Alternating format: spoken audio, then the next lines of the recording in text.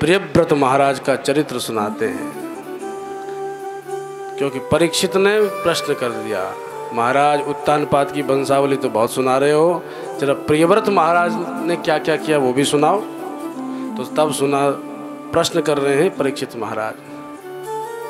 प्रियव्रतो भागवतः आत्मा राम कथम मुने गृहे रमत यन्मूलः कर्म बंध पराभवः।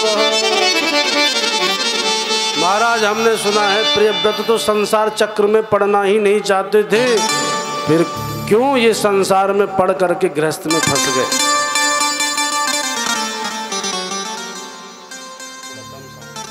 तो क्यों संसार में फंस गए, जरा हम सुनना चाहते।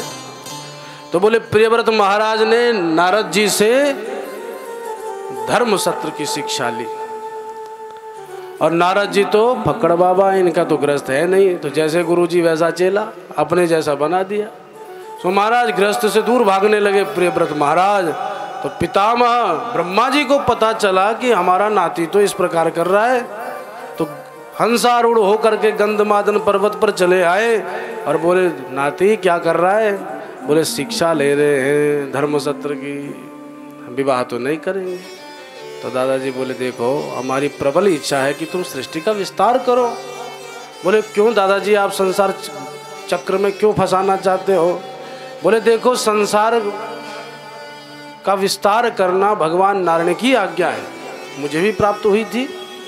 अगर संसार बढ़ेगा तो भगवान प्रसन्न होंगे। अब नारद जी भले ही कितने बड़े गुरु हों, पर उनके तो पिताजी ब्रह्मा जी हैं, थोड़ा बड़ा। तो नारद जी बहुत बड़े धर्म गुरु हैं, पर ब्रह्मा जी तो उनके भी पिताजी हैं। अब जब ये सुन लिया तो महाराज विचार करते हैं, जब दादाजी आए स्वयं मुझसे इस प्रकार कहने, तो आज्ञा कैसे उल्लंघन करूं। ठीक है दादाजी, अब ब्रह्म सत्र की दीक्षा छोड़ करके गृहस्थ में प्रवृत्त हो गए।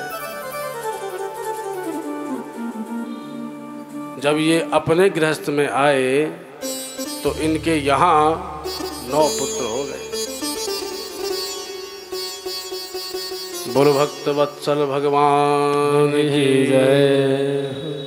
राधे राधे गोविंद गोविंद राधे।